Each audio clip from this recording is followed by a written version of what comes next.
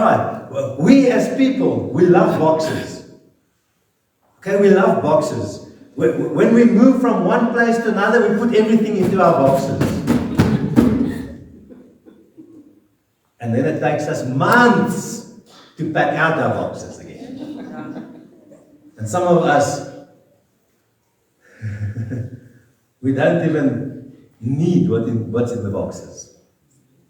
So some of the boxes we don't even open. But we don't throw them away. No, we put them away in storerooms for one day. Okay?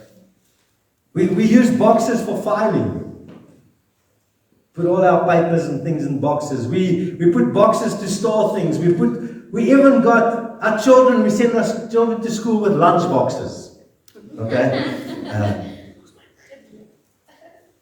When we post something, we put it in the box. Why do we put everything in boxes? Because in the box, it's reasonably safe. In the box, there's control of what's inside to keep it under control. And so we get so used to boxes that in our minds, we put God in a box. What God can do and what God can't do.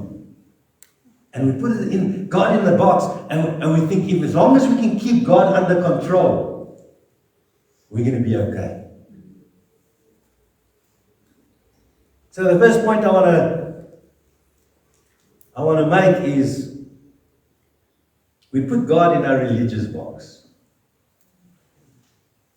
Some of our students that was here, such amazing men and women of God. I'm telling you,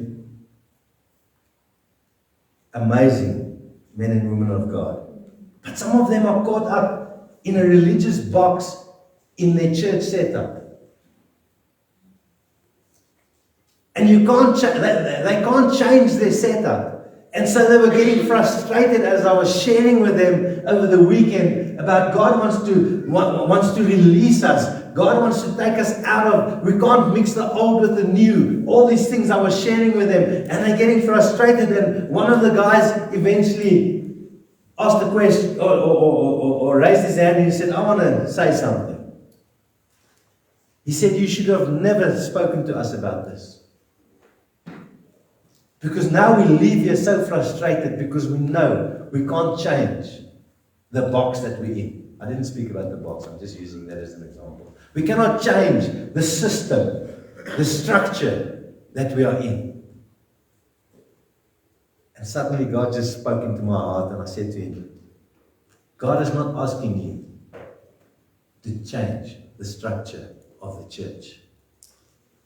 God is not asking you to make the church into a new wineskin. He's asking you, are you going to be a new wineskin? It's got nothing to do with the structure that you're caught up in. It's got nothing to do with the work that you're doing. It's got nothing to do where you are. Are you willing to be a new wineskin? Are you willing to surrender your life to Christ? Are you willing to say to Christ, I have been crucified and it's no longer I that live? Because it doesn't start in a big structure. It starts in your heart.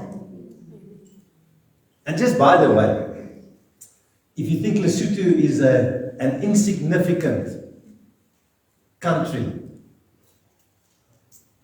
in the middle of South Africa somewhere, stuck on their own in South Africa, insignificant.